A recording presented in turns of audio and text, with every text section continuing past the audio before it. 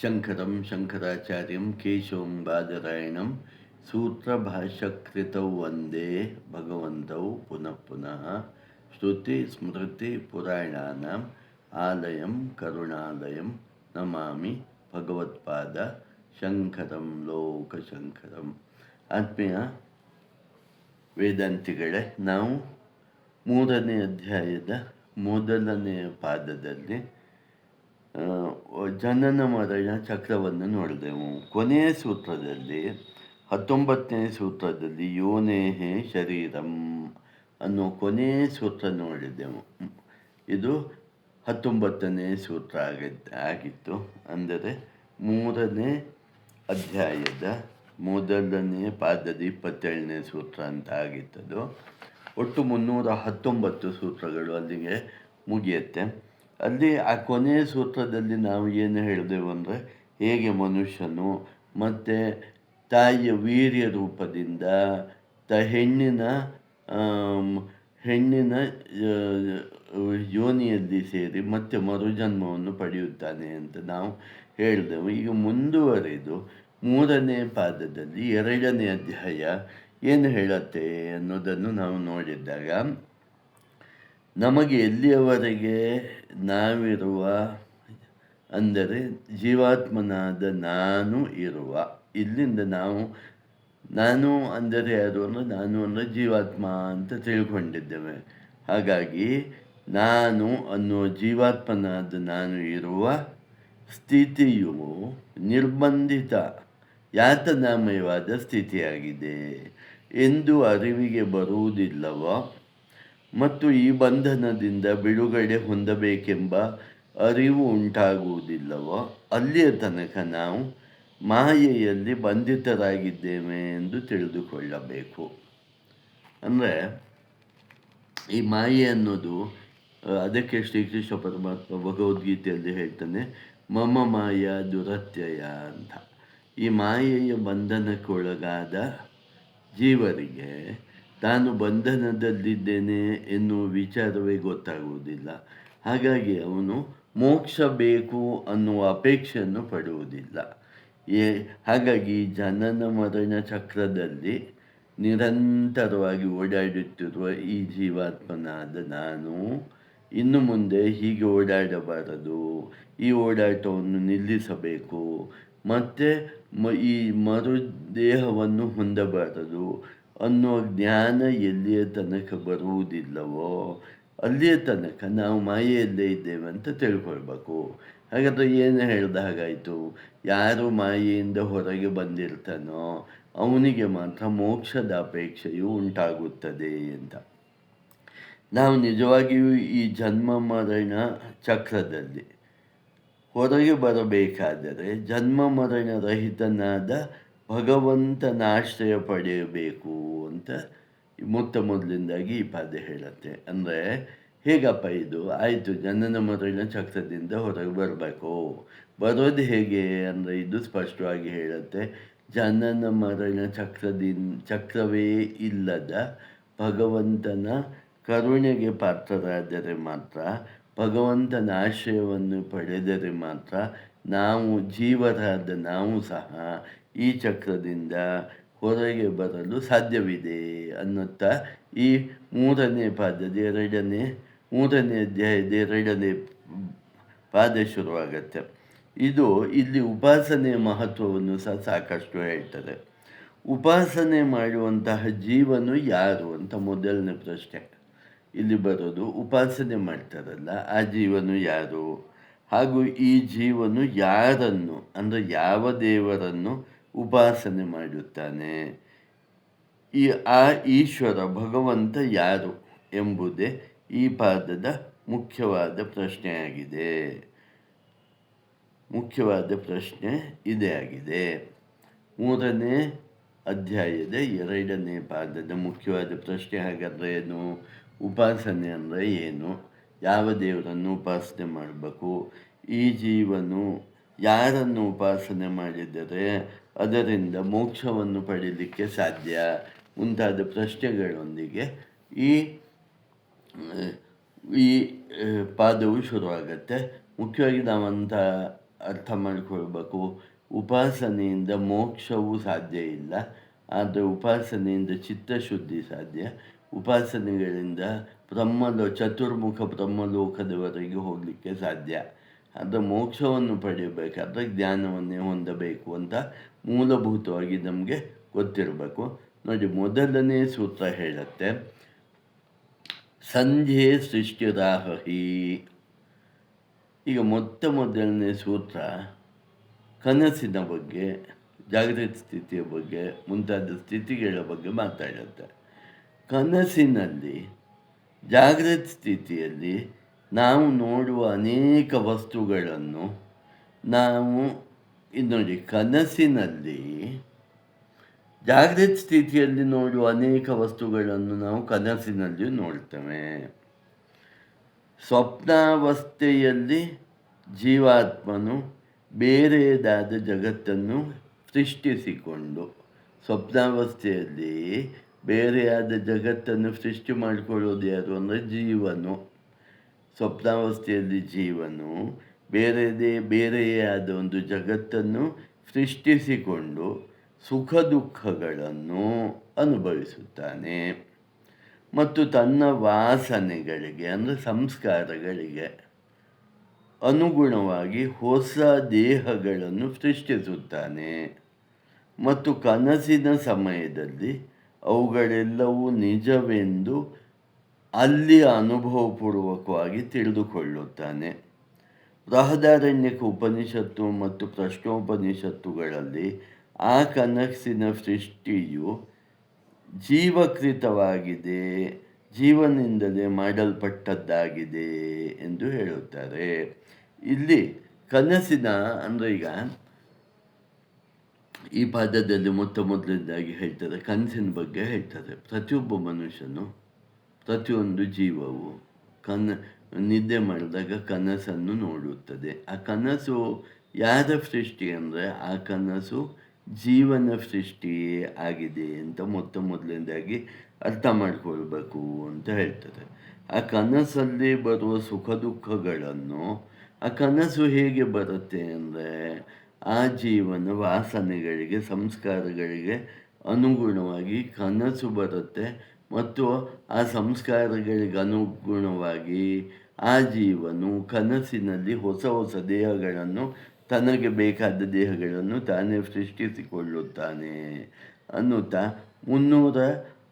ಈ ಮೊದಲನೇ ಸೂತ್ರ ಹೇಳುತ್ತೆ. ಮುಂದಿನ ಸೂತ್ರ ಹೇಳುತ್ತೆ, ನಿರ್ಮಾತಾರಂ ಚೈತೆ ಪುತ್ರಾದಯಶ್ಚ. ಈ ಸ್ವಪ್ನ ಪುರುಷನು ನೋಡಿ, ಜಾಗೃತ ಪುರುಷ, ಸ್ವಪ್ನ ಪುರುಷ, ಸುಷುಪ್ತಿ ಪುರುಷ ಅಂತ ಇಲ್ಲಿ 3 ಪುರುಷರನ್ನು ನಾವು ರೆಫರ್ ಮಾಡ್ತೇವೆ.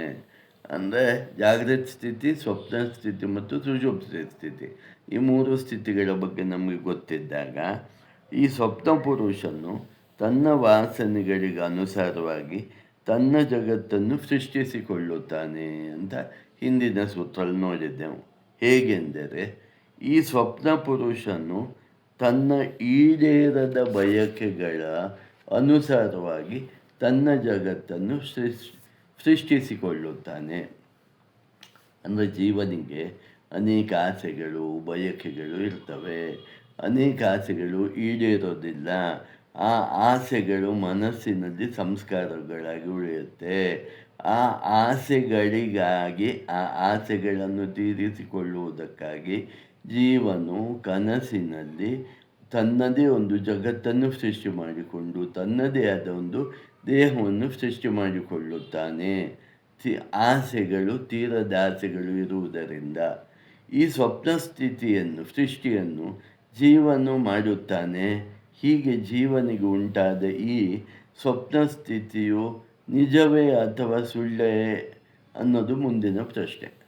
ಹಾಗಾದರೆ ಈ ಸ್ಥಿತಿಯು ನಿಜನಾ ಅಥವಾ ಇದು ಸುಮ್ಮನೆ ಭ್ರಮೆನ, ಸುಳ್ಳು ಅನ್ನೋದಕ್ಕೆ 3ನೇ ಸೂತ್ರ ಉತ್ತರಿಸುತ್ತೆ.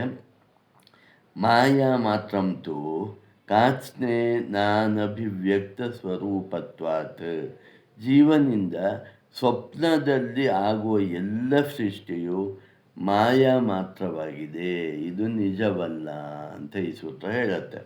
ಯಾಕೆಂದರೆ ಈ ಸ್ವಪ್ನ ಸೃಷ್ಟಿಯನ್ನು ಯಾರೂ ಎಲ್ಲಿಯೂ ನೋಡಿಲ್ಲ. ಯಾಕಂದ್ರೆ ಯಾರ ಗಮನಕ್ಕೂ ಇದು ಬಂದಿಲ್ಲ, ಈ ಸ್ವಪ್ನ ಸೃಷ್ಟಿ. ಸ್ವಪ್ನದಲ್ಲಿ ಸೃಷ್ಟಿ ಆಗತ್ತೆ, ಆದರೆ ಆ ಸೃಷ್ಟಿ ಹೇಗಾಯಿತು ಅಂತ ಯಾರ ಗಮನಕ್ಕೂ ಬರಲಿಲ್ಲ.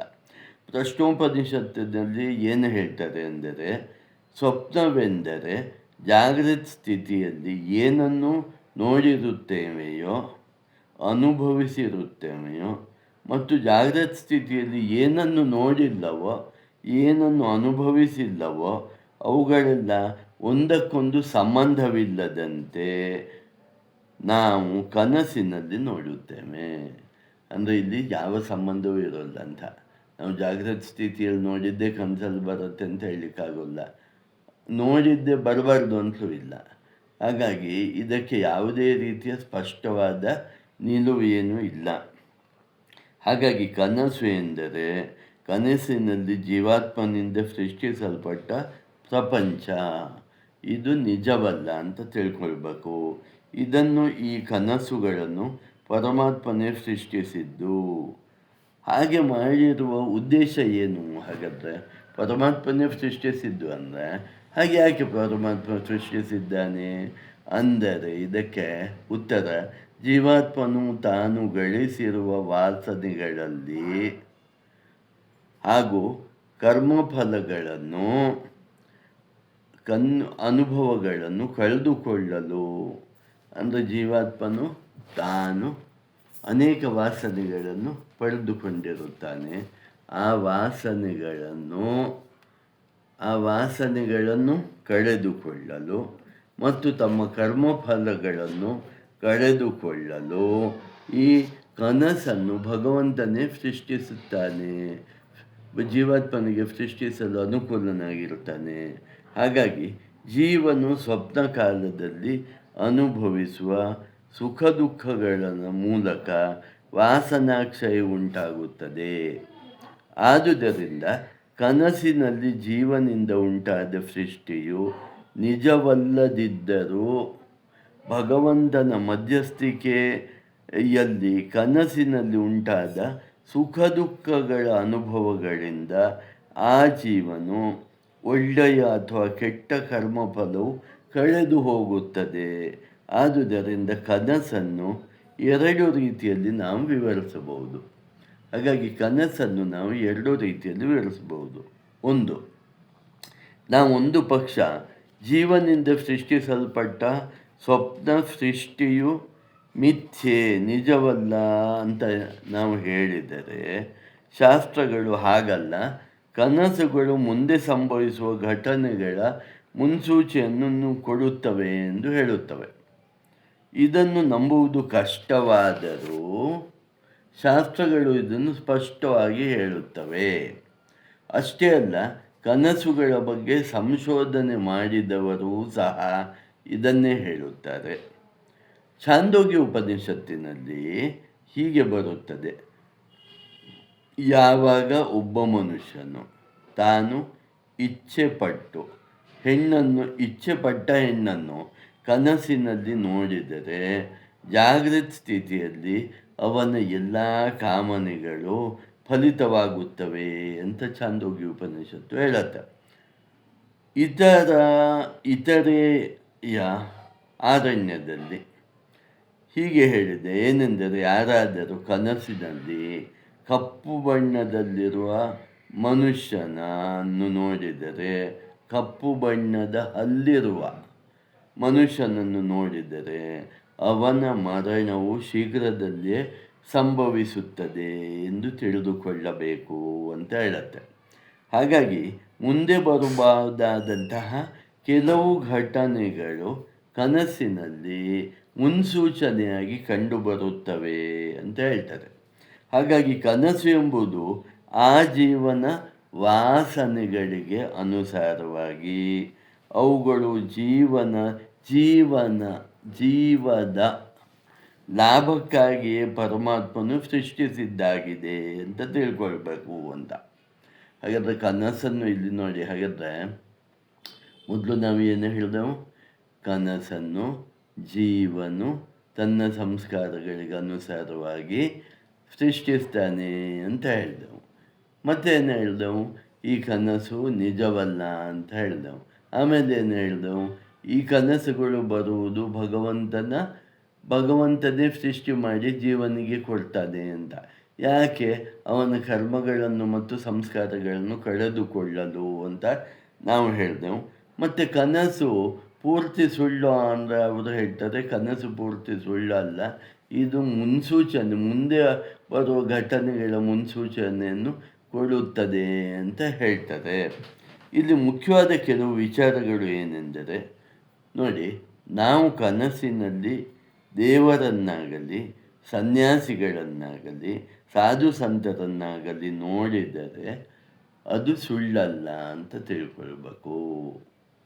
ಹಾಗಾದರೆ ಕನಸಿನಲ್ಲಿ ಇದೊಂದು ಇವೆಲ್ಲ ಕೆಲವು ವಿಚಾರಗಳು ಸ್ವಲ್ಪ ನಮಗೆ ಗೊತ್ತಿರೋದು ವಿಚಾರಗಳು, ಬ್ರಹ್ಮಸೂತ್ರದಲ್ಲಿ ಬರುವ ವಿಚಾರಗಳು. ಕನಸಿನಲ್ಲಿ ನಾವು ಕಂಡ ದೇವರು, ಕಂಡ ಸಾಧು ಸಂತರು ಮುಂತಾದವುಗಳು ಸುಳ್ಳಲ್ಲ ಅಂತ ಉಪನಿಷತ್ತು ಹೇಳುತ್ತೆ. ಯಾಕೆಂದರೆ ದೇವರಿಗೆ, ಸಾಧು ಸಂತರಿಗೆ ಅವರ ಇಷ್ಟದಂತೆ ಯಾರ ಮನಸ್ಸಿನ ಒಳಗೆ, ಯಾರ ಕನಸಿನ ಒಳಗೆ ಪ್ರವೇಶ ಮಾಡುವ ಮುಕ್ತ ಅವಕಾಶವಿರುತ್ತದೆ. ಹಾಗಾಗಿ ಇಂಥವರ ದರ್ಶನದಿಂದಾಗಿ, ಅಂದರೆ ದೇವರ ದರ್ಶನದಿಂದಾಗಿ ನಮ್ಮ ಜಾಗೃತಾವಸ್ಥೆಯಲ್ಲಿ ಅದರ ಪರಿಣಾಮಗಳು ಖಂಡಿತವಾಗಿಯೂ ಕಂಡುಬರುತ್ತವೆ ಅಂತ ಹೇಳ್ತಾರೆ. ಯಾಕೆಂದರೆ ಹಾಗೆ ಆದ ನಂತರ ನಮ್ಮ ಜೀವನದ ಗತಿ ದೃಷ್ಟಿಯಲ್ಲಿ ಬದಲಾವಣೆ ಉಂಟಾಗುತ್ತದೆ. ಹಾಗಾಗಿ ಇದನ್ನು ಸುಳ್ಳು ಅಥವಾ ಉಪಯೋಗವಿಲ್ಲದ್ದು ಎಂದು ತಿರಸ್ಕರಿಸಬಾರದು ಅಂತ ವೇದಾಂತ ಶಾಸ್ತ್ರ ಹೇಳುತ್ತೆ. ಹಾಗಾದರೆ ವೇದಾಂತ ಶಾಸ್ತ್ರ ಏನು ಹೇಳುತ್ತೆ ಕನಸಿನ ಬಗ್ಗೆ? ಕನಸು ಒಂದು ಸ್ಪಷ್ಟವಾದ ಮುನ್ಸೂಚನೆಯನ್ನು ಕೊಡುತ್ತೆ. ಕನಸಿನಲ್ಲಿ ಕಂಡ ಸಾಧು ಸಂತರು, ಭಗವಂತನು ಅವರಾಗಿಯೇ ಕೃಪೆಯಿಂದಾಗಿ ನಮ್ಮ ಮನಸ್ಸನ್ನು ಪ್ರವೇಶಿಸುವುದು. ಹಾಗಾಗಿ ಆ ಕೃಪೆ ದೊರೆತ ಮೇಲೆ ನಮ್ಮ ಜೀವನದಲ್ಲಿ ಅನೇಕ ಒಳ್ಳೆಯ ಬದಲಾವಣೆಗಳು ಉಂಟಾಗುತ್ತದೆ ಅಂತ ಈ ವೇದಾಂತ ಹೇಳುತ್ತೆ. ಮುಂದುವರಿದು, ನಾವು ನಮ್ಮ ಮನಸ್ಸಿನಲ್ಲಿ ಪರಿಶುದ್ಧರಾಗಿದ್ದರೆ, ನಿಜವಾಗಿ ನೋಡಿದ್ರೆ ಎಲ್ಲರೂ ಪರಿಶುದ್ಧರೇ ಆಗಿರ್ತಾರೆ ಅಂತ ಹೇಳ್ತಾರೆ.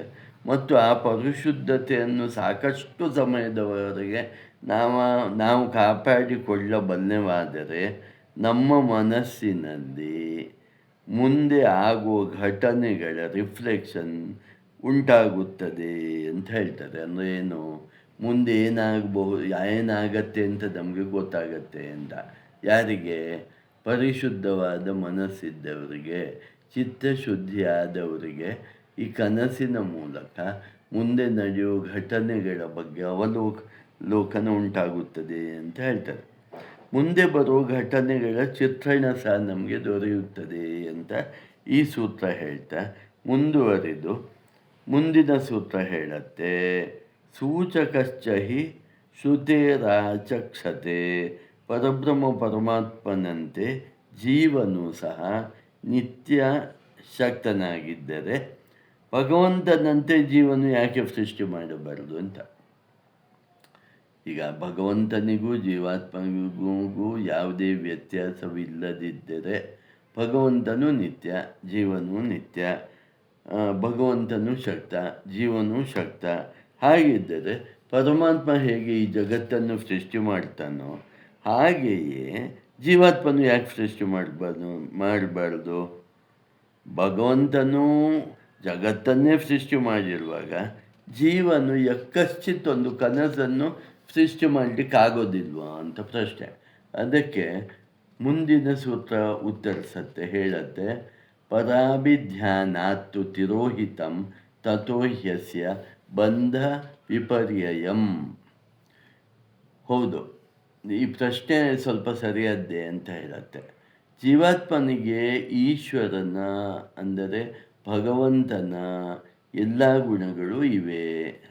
ಯಾಕಂದರೆ ಭಗವಂತ ಮತ್ತು ಆತ್ಮನಲ್ಲೂ ಯಾವ ವ್ಯತ್ಯಾಸವಿಲ್ಲ. ಆದ್ದರಿಂದ ಎಲ್ಲ ಗುಣಗಳು ಜೀವಾತ್ಮನಲ್ಲಿ ಇವೆ. ಆದರೆ ಆ ಎಲ್ಲ ಶಕ್ತಿಗಳು ಜೀವಾತ್ಮನಲ್ಲಿ ಗೌಪ್ಯವಾಗಿದೆ. ಹಾಗಾಗಿ ಆ ಯಾವ ಶಕ್ತಿಗಳು ಜೀವನಿಗೆ ದೊರಕುವುದಿಲ್ಲ. ಗೌಪ್ಯವಾಗಿರುವುದರಿಂದ ಆ ಶಕ್ತಿಗಳು ಜೀವಾತ್ಮನಿಗೆ ಸಿಗುವುದಿಲ್ಲ.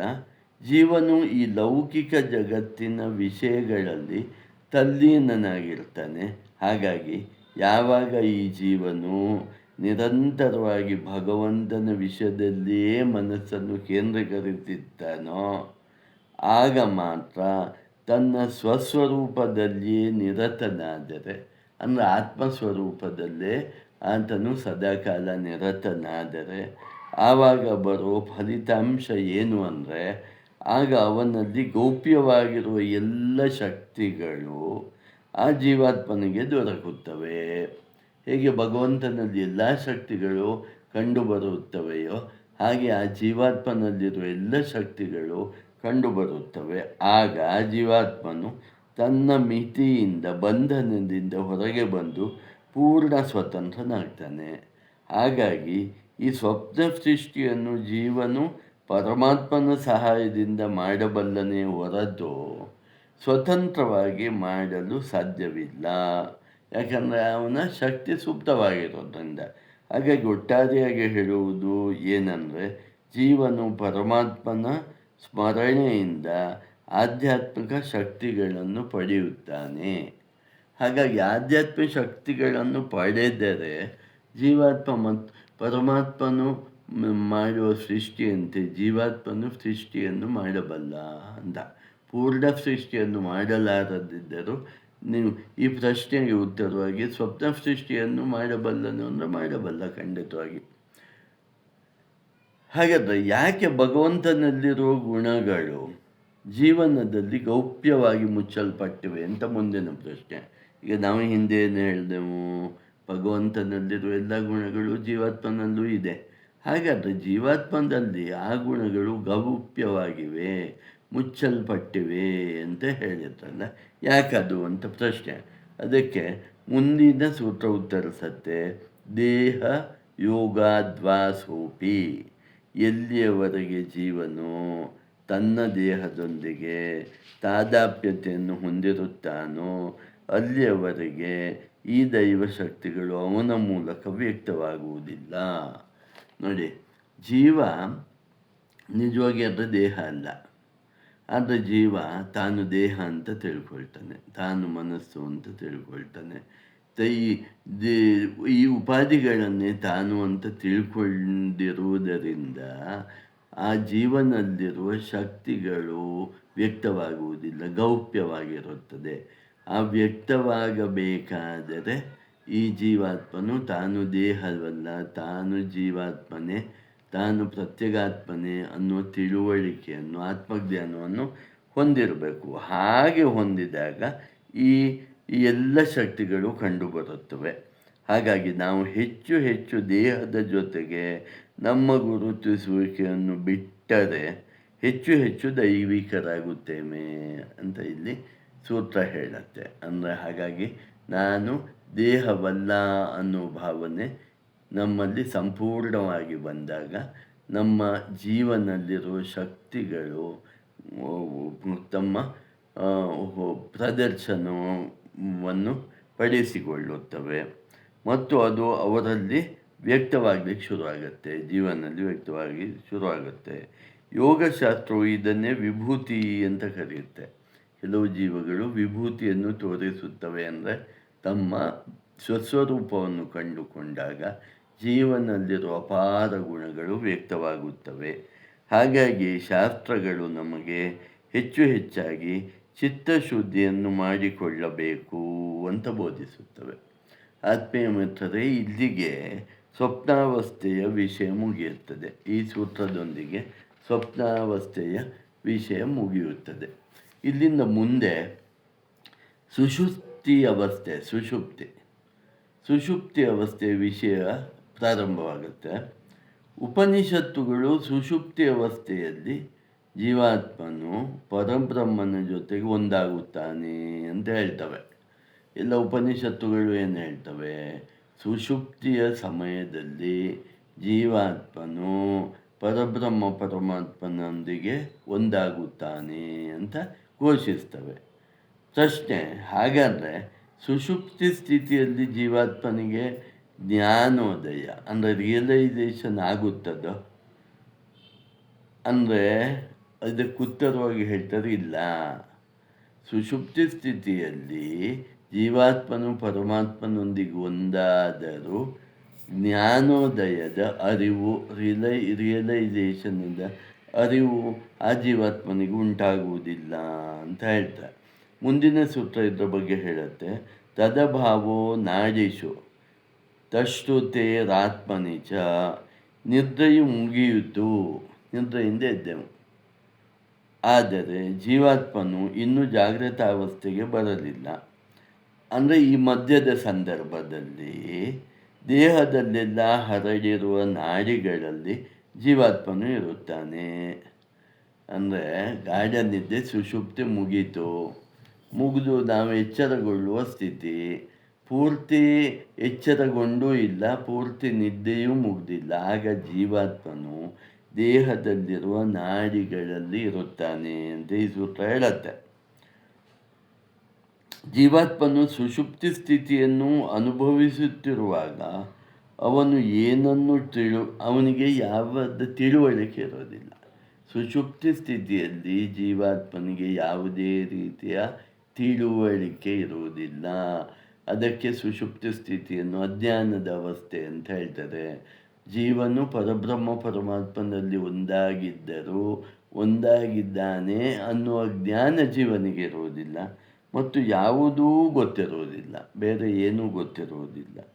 ಆ ಜೀವಾತ್ಮನು ನಮ್ಮ ಶರೀರದೊಳಗಿರುವ 72,000 ನಾಡಿಗಳಲ್ಲಿ ವ್ಯಾಪಿಸಿಕೊಂಡಿರುತ್ತಾನೆ. ಜೀವಾತ್ಮನು 72,000 ನಾಡಿಗಳಲ್ಲೂ ವ್ಯಾಪಿಸಿಕೊಂಡಿರ್ತಾನೆ. ಇದನ್ನು ಹಿತನಾಡಿ ಎಂದು ಕರೆಯುತ್ತಾರೆ. ಹೀಗೆ ಜೀವಾತ್ಮನು ದೇಹದಲ್ಲೆಲ್ಲ ಹರಡಿಕೊಂಡಿರುತ್ತಾನೆ. ಹಾಗಾದರೆ ಸುಷುಪ್ತಿಯಲ್ಲಿ ಜೀವಾತ್ಮನು ದೇಹದಲ್ಲೆಲ್ಲ ನಾಡಿಗಳ ಮೂಲಕ ಹರಡಿಕೊಂಡಿರುತ್ತಾನೆ. ಆ ಸಮಯದಲ್ಲಿ ಜೀವಾತ್ಮನು ಯಾವ ಕನಸನ್ನೂ ಕಾಣುವುದಿಲ್ಲ. ಸ್ವಪ್ನಾವಸ್ಥೆಯಲ್ಲಿ ಮಾತ್ರ ಕನಸು ಕಾಣೋದು. ಸುಷುಪ್ತಿ ಸ್ಥಿತಿಯಲ್ಲಿ ಜೀವಾತ್ಮನು ಯಾವ ಕನಸನ್ನು ಕಾಣುವುದಿಲ್ಲ ಮತ್ತು ಯಾವ ಕ್ರಿಯೆಯನ್ನು ಮಾಡುವುದಿಲ್ಲ. ಅಂದರೆ ಎಲ್ಲ ಕರ್ಮೇಂದ್ರಿಯಗಳು, ಎಲ್ಲ ಜ್ಞಾನೇಂದ್ರಿಯಗಳು, ಮನಸ್ಸು, ಬುದ್ಧಿ ಅಂತ ಎಲ್ಲವೂ ತಟಸ್ಥವಾಗಿರುತ್ತದೆ. ಹಾಗಾಗಿ ಸುಷುಪ್ತಿಯಲ್ಲಿ ಜೀವಾತ್ಮನಿಂದ ಯಾವುದೇ ತರಹದ ಪಾಪವಾಗಲಿ ಯಾವುದೇ ತರಹದ ಪುಣ್ಯವಾಗಲಿ ಮಾಡಲ್ಪಡುವುದಿಲ್ಲ. ಸುಷುಪ್ತಿಯ ಕಾಲದಲ್ಲಿ ಜೀವನು ಪರಬ್ರಹ್ಮ ಪರಮಾತ್ಮನಲ್ಲಿ ಒಂದಾಗಿರ್ತಾನೆ ಅನ್ನೋದ್ರ ಬಗ್ಗೆ ಯಾವುದೇ ಸಂದೇಹ ಇಲ್ಲ ಎನ್ನುವುದರ ಅರ್ಥ ಏನು ಅಂತ ಹೇಳಿದರೆ, ಆ ಸಮಯದಲ್ಲಿ ಜೀವಾತ್ಮನು ತನ್ನ ಉಪಾಧಿಗಳಾದ ದೇಹ, ಮನಸ್ಸು ಮುಂತಾದ ಎಲ್ಲ ಉಪಾಧಿಗಳನ್ನು ಕಳಚಿಕೊಂಡಿರುತ್ತಾನೆ. ಅಂದರೆ ಉಪಾಧಿರಹಿತನಾಗಿರ್ತಾನೆ. ಸುಷುಪ್ತಿ ಸ್ಥಿತಿಯಲ್ಲಿ ಜೀವಾತ್ಮನು ತನ್ನ ದೇಹ, ಮನಸ್ಸು, ಬುದ್ಧಿ ಮುಂತಾದ ಎಲ್ಲ ಉಪಾಧಿಗಳನ್ನು ಕಳಚಿಕೊಂಡಿರುತ್ತಾನೆ. ಹಾಗಾಗಿ ಸುಷುಪ್ತಿ ಅವಸ್ಥೆಯಲ್ಲಿ ಜೀವಾತ್ಮನು ಉದಾನ ವಾಯುವಿನ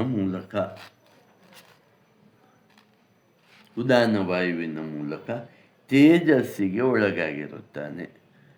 ಅಂದರೆ ಉದಾನ ವಾಯು ಅಂತ ನಾವು ಹೇಳ್ತೇವೆ. ಸಾಯುವಾಗ ಜೀವನ ಒಂದು ದೇಹದಿಂದ ಇನ್ನೊಂದು ದೇಹಕ್ಕೆ ಉದಾನ ವಾಯುವಿನ ಮೂಲಕ ಹೋಗ್ತಾನೆ ಅಂತ ಹೇಳ್ತೇವಲ್ಲ. ಸುಷುಪ್ತಿಯಲ್ಲೂ ಸಹ ಉದಾನ ವಾಯುವಿನ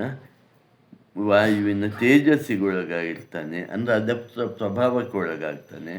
ಆ ಸಂದರ್ಭದಲ್ಲಿ ಜೀವಾತ್ಮನು ಮನಸ್ಸು, ಇಂದ್ರಿಯ ಮುಂತಾದವುಗಳನ್ನು ತೆಗೆದುಕೊಂಡು ಸುಷುಪ್ತಿ ಅವಸ್ಥೆಗೆ ಹೋಗಿರುತ್ತಾನೆ.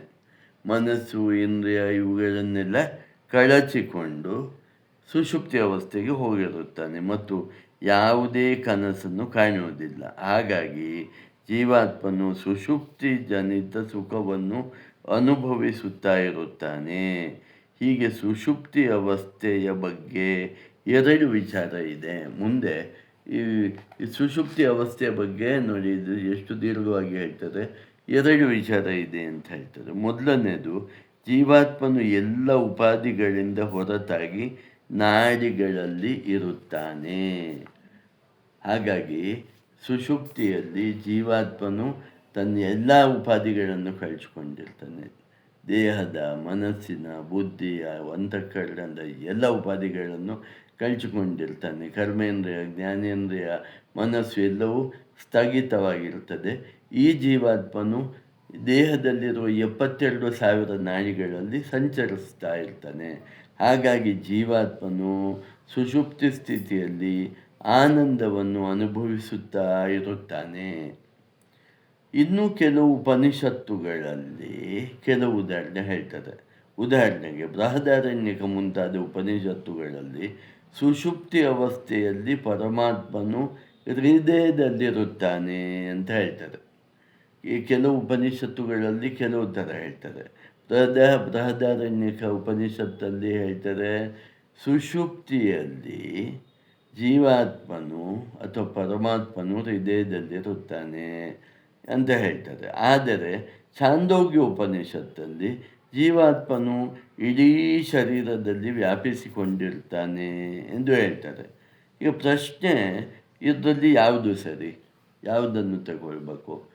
ಜೀವಾತ್ಮನು ಅಥವಾ ಪರಮಾತ್ಮನು ಹೃದಯದಲ್ಲಿರ್ತಾನೆ ಅಂತ ತಗೊಳ್ಬೇಕು, ಇಡೀ ಶರೀರದಲ್ಲಿ ಸುಷುಪ್ತಿ ಸ್ಥಿತಿಯಲ್ಲಿ ವ್ಯಾಪಿಸಿಕೊಂಡಿರ್ತಾನೆ ಭಗವಂತ ಅಂತ ತಿಳ್ಕೊಳ್ಬೇಕು ಅಂದರೆ ಮುಂದಿನ ಸೂತ್ರ ಹೇಳುತ್ತೆ, ಅತಃ ಪ್ರಬೋಧೆ ಅಸ್ಮಾತ್. ಎಲ್ಲಿಂದ ಜೀವನು ಸುಷುಪ್ತಿಯಲ್ಲಿ ನಿದ್ರಿಸಲು ಹೋಗಿದ್ದಾನೋ ಅಲ್ಲಿಂದಲೇ ಜೀವನು ನಿದ್ದೆಯಿಂದ ಎದ್ದು ಜಾಗೃತ ಸ್ಥಿತಿಗೆ ಬರುತ್ತಾನೆ. ನೋಡಿ, ಇದೊಂದು ಸೂತ್ರ. ಎಲ್ಲಿಂದ ಅಂದರೆ ಯಾವ ಸ್ಥಳದಿಂದ ಜೀವನು ಸುಷುಪ್ತಿಯಲ್ಲಿ ಗಾಢವಾದ ನಿದ್ರೆಗೆ ಹೋಗಿರುತ್ತಾನೋ ಅಲ್ಲಿಂದಲೇ ಜೀವನು ನಿದ್ರೆಯಿಂದ ಎದ್ದು ಜಾಗೃತ ಸ್ಥಿತಿಗೆ ಬರುತ್ತಾನೆ. ಪರಮಾತ್ಮನು ಹೃದಯದಲ್ಲಿರುತ್ತಾನೆ ಎಂದು ಹೇಳಿರುವುದರಿಂದ ಜೀವಾತ್ಮನು ನಿದ್ರಿಸಲು ಅಲ್ಲಿಗೆ ಹೃದಯಕ್ಕೆ ಹೋಗುತ್ತಾನೆ ಎಂದು ನಾವು ತಿಳಿದುಕೊಳ್ಳಬೇಕು. ಆದರೆ ಹೃದಯವೆಂದರೆ ಒಂದು ನಿರ್ದಿಷ್ಟ ಜಾಗವಲ್ಲ ಅಂತ ನಾವು ತಿಳ್ಕೊಳ್ಬೇಕು. ಎಲ್ಲದರ ಒಟ್ಟು ಸಾರ, ಕೋರ್ ಆಫ್ ಎವ್ರಿಥಿಂಗ್ ಅನ್ನೋದೇ ಹೃದಯವಾಗಿದೆ. ಹಾಗಾಗಿ ಹೃದಯ ಅಂದರೆ ಒಂದು ಜಾಗ ಅಂತ ನಾವು ತಿಳ್ಕೊಳ್ಬಾರ್ದು ಅಂತ ಬ್ರಹ್ಮಸೂತ್ರ ಹೇಳುತ್ತೆ. ಹೀಗೆ ಜೀವಾತ್ಮನು ಸುಷುಪ್ತಿಯಲ್ಲಿ ಪರಮಾತ್ಮನ ಜೊತೆಗೆ ಒಂದಾಗಿರುತ್ತಾನೆ ಎನ್ನುವುದರ ಅರ್ಥ ಏನು ಅಂದರೆ, ಆ ಸಮಯದಲ್ಲಿ ಜೀವಾತ್ಮನು ತನ್ನ ಎಲ್ಲ ಉಪಾಧಿಗಳನ್ನು ಕಳಚಿಕೊಂಡಿರುತ್ತಾನೆ ಅಥವಾ ಉಪಾಧಿರಹಿತನಾಗಿರುತ್ತಾನೆ. ಜಾಗೃತಾವಸ್ಥೆಗೆ ಬರುತ್ತಾನೆ ಎಂದರೆ ಜೀವಾತ್ಮನು ತನ್ನನ್ನು ಉಪಾಧಿಗಳೊಂದಿಗೆ ಮತ್ತೆ ಗುರುತಿಸಿಕೊಂಡು ಜಾಗೃತ ಸ್ಥಿತಿಗೆ ಬರ್ತಾನೆ. ಅಂದರೆ ಜಾಗೃತ ಸ್ಥಿತಿಗೆ ಬಂತಾನೆ ಅಂದರೆ ಮತ್ತೆ ಜೀವಾತ್ಮನು ಉಪಾಧಿಗಳ ಜೊತೆಗೆ ತನ್ನನ್ನು ತಾನು ಗುರುತಿಸಿಕೊಳ್ಳುತ್ತಾನೆ ಎಂದರ್ಥ. ಸುಷುಪ್ತಿ ಸ್ಥಿತಿ ಅಂದರೆ ಜೀವಾತ್ಮನು ತನ್ನನ್ನು ತಾನು ಉಪಾಧಿರಹಿತನಾಗಿ ಗುರುತಿಸಿಕೊಳ್ಳುತ್ತಾನೆ ಅಂತ ಅರ್ಥ ಅಂತ ಹೇಳ್ತಾರೆ. ತನ್ನ ಪ್ರಾರಬ್ಧ ಕರ್ಮದ ಅನುಸಾರವಾಗಿ ಜೀವಾತ್ಮನು ಸುಷುಪ್ತಿ ಅವಸ್ಥೆಯಲ್ಲಿ ಇರುತ್ತಾನೆ. ಪ್ರಾರಬ್ಧ ಕರ್ಮದ ಅನುಸಾರವಾಗಿ ಜೀವನಿಗೆ ಸುಷುಪ್ತಿ ಅವಸ್ಥೆಯಲ್ಲಿ ದೀರ್ಘ ಸಮಯದವರೆಗೆ ಇರುವ ಸ್ವಾತಂತ್ರ್ಯವಿರುವುದಿಲ್ಲ. ಸುಷುಪ್ತಿಯಲ್ಲೇ ಹಾಗಾದರೆ ತುಂಬ ಟೈಮ್ ಇರಲಿಕ್ಕೆ ಸಾಧ್ಯ ಇದೆಯಂದರೆ ಸಾಧ್ಯ ಇರಲ್ಲ. ಯಾವಾಗ ಜೀವನು ನಿದ್ರೆಯ ಸುಖದ ಕರ್ಮಫಲ ಮುಗಿಯುತ್ತದೋ ಆವಾಗ ಜೀವನು ಸುಷುಪ್ತಿ ಅವಸ್ಥೆಯಿಂದ ಹೊರಗೆ ಜಾಗೃತ ಸ್ಥಿತಿಗೆ ಬರುತ್ತಾನೆ. ಯಾರಿಗೆ ನೋಡಿ, ಇದು ಸ್ವಲ್ಪ ನೋಡಿ ಕೊನೆಯದು ನೋಡಿ, ಈಗ ಹೇಳ್ತಾ ಇರೋ ವಿಷಯ ಸ್ವಲ್ಪ ಅರ್ಥ ಮಾಡಿಕೊಳ್ಬೇಕಾದ ವಿಷಯ. ಯಾರಿಗೆ ನಿದ್ರೆಯು ಸರಿಯಾಗಿ ಬರುವುದಿಲ್ಲವೋ ಅವರು ಮಹಾಪಾಪಿಗಳು ಅಂತ ಬ್ರಹ್ಮಸೂತ್ರ ಹೇಳುತ್ತೆ. ಯಾರಿಗೆ ನಿದ್ರೆಯು ಸರಿಯಾಗಿ ಬರಲ್ವಾ ಅವರು ಮಹಾಪಾಪಿಗಳು ಅಂತ ಹೇಳುತ್ತೆ. ಏಕೆಂದರೆ ಅವರು ಹಿಂದಿನ ಜನ್ಮದಲ್ಲಿ ಸಾಕಷ್ಟು ಪುಣ್ಯ ಸಂಪಾದಿಸಿರುವುದಿಲ್ಲ. ಹಾಗಾಗಿ ಅವರು ಸುಷುಪ್ತಿ ಸ್ಥಿತಿಯ ಸುಖ ಅನುಭವಿಸುವುದಿಲ್ಲ ಅಂತ ಹೇಳ್ತಾರೆ. ಹಾಗಾಗಿ ಇನ್ನೊಂದು ವಿಷಯ, ಹಾಗಾದರೆ ಯಾರಿಗೆ ತುಂಬ ಚೆನ್ನಾಗಿ ನಿದ್ದೆ ಬರುತ್ತದೋ, ಸುಷುಪ್ತಿ ಸ್ಥಿತಿಯಲ್ಲಿ ಅವರು ಒಂದಾಗುತ್ತಾರೋ ಅವರು ಅತ್ಯಂತ ಪುಣ್ಯಾತ್ಮರು ಅಂತ ತಿಳ್ಕೊಳ್ಬೇಕು. ಅವರ ಹಿಂದಿನ ಜನ್ಮದ ಪುಣ್ಯದ ಫಲದ ಅನುಸಾರವಾಗಿಯೇ ಗಾಢವಾದ ನಿದ್ದೆ ಸುಷುಪ್ತಿಯಲ್ಲಿ ಸುಷುಪ್ತಿಯುತವಾದ ನಿದ್ದೆ ಸಿಗತ್ತೆ. ಯಾಕಂದರೆ ಸುಷುಪ್ತಿ ಅಂದರೆ ಪರಬ್ರಹ್ಮದ ಜೊತೆಗೆ ಜೀವನ ಒಂದಾಗುವುದು, ಇದೊಂದು ಥರ ಅಮೃತ ಘಳಿಗೆ ಇದ್ದ ಹಾಗೆ. ಹಾಗಾಗಿ ನಮ್ಮ ಜೀವನದಲ್ಲಿ ನಾವು ಪುಣ್ಯವಂತರೋ ಪಾಪಿಗಳು ಅಂತ ಇಲ್ಲಿ ಒಂದು ಟೆಸ್ಟಲ್ಲಿ ಗೊತ್ತಾಗತ್ತೆ ಅಂತ ಹೇಳ್ತಾರೆ. ಇಲ್ಲಿ ಇನ್ನೊಂದು ಬಗೆಯ ವಿಚಾರ ಬರ್ತದೆ. ಸುಷುಪ್ತಿ ಸ್ಥಿತಿಯಲ್ಲಿ ಪರಮಾತ್ಮನೊಂದಿಗೆ ಒಂದಾಗಿರುವ ಅದೇ ಜೀವ. ನೋಡಿ, ಈಗ ಮುಂದಿನ ಪ್ರಶ್ನೆ, ಇಲ್ಲಿ ತನಕ ಈ ವಿಷಯ ನೀವು ಅರ್ಥ ಮಾಡಿಕೊಂಡ್ರಲ್ಲ, ಏನು ಯಾರಿಗೆ ಹಾಗಾದ್ರೆ ರಾತ್ರಿ ಕಾಲದಲ್ಲಿ ಅಥವಾ ಮಲಗಿದ ಕೂಡಲೇ ನಿದ್ದೆ ಬರ್ತದೋ ಅವರು ಪುಣ್ಯಾತ್ಮರು. ಗಾಢವಾದ ನಿದ್ದೆ ಬಂದವರು ಅತ್ಯಂತ ಪುಣ್ಯ ಕರ್ಮಗಳನ್ನು ಮಾಡಿರುವುದೆಂದರೆ ಅವರ ಆ ಪುಣ್ಯದ ವಶದಿಂದ ಒಳ್ಳೆಯ ನಿದ್ದೆ ಬರ್ತಾರೆ. ಯಾರಿಗೆ ಒಳ್ಳೆಯ ನಿದ್ದೆ ಬರಲ್ವಾ ಅವರ ಪುಣ್ಯ ಸಾಕಾಗಿರೋದಿಲ್ಲ. ಅವರು ಅಂದರೆ ಇಲ್ಲಿ ಜೀವಾತ್ಮ ಅಂತ ನಾವು ತಗೊಳ್ತೇವೆ ಪ್ರತಿಯೊಬ್ಬ ವ್ಯಕ್ತಿಯೂ. ಆ ಜೀವಾತ್ಮನು ಕಡಿಮೆ ಪುಣ್ಯ ಮಾಡಿರೋದ್ರಿಂದ ಪರಮಾತ್ಮನ ಜೊತೆಗೆ ಒಂದಾಗುವಷ್ಟು ಪುಣ್ಯ ಮಾಡಿಲ್ಲದಿದ್ದಾಗ ಅವನಿಗೆ ಸರಿಯಾಗಿ ನಿದ್ದೆ ಬರೋಲ್ಲ. ಇದನ್ನು ತಿಳ್ಕೊಂಡ ಮೇಲೆ ಇನ್ನೊಂದು ಪ್ರಶ್ನೆ ಬರುತ್ತದೆ, ಏನು? ಸುಷುಪ್ತಿ ಸ್ಥಿತಿಯಲ್ಲಿ ಪರಮಾತ್ಮನೊಂದಿಗೆ ಒಂದಾಗಿರುವ ಅದೇ ಜೀವವೇ ಎಚ್ಚರವಾದಾಗ ಸುಷುಪ್ತಿಯಿಂದ ಹೊರಗೆ ಬರುತ್ತದೋ ಅಥವಾ ಬೇರೆ ಯಾವುದಾದರೂ ಜೀವ ಹೊರಗೆ ಬರುತ್ತದೋ ಅಂತ. ಯಾಕೆ ಈ ಪ್ರಶ್ನೆ ಯಾಕೆ ಬಂತು ಅನ್ನೋದನ್ನು ನಾವು ಮುಂದಿನ ವಿಡಿಯೋದಲ್ಲಿ ನೋಡೋಣ. ನಿಮಗೆಲ್ಲ ವಂದನೆಗಳು ಮತ್ತು ಅಭಿನಂದನೆಗಳು. ಓಂ ತತ್ ಸತ್.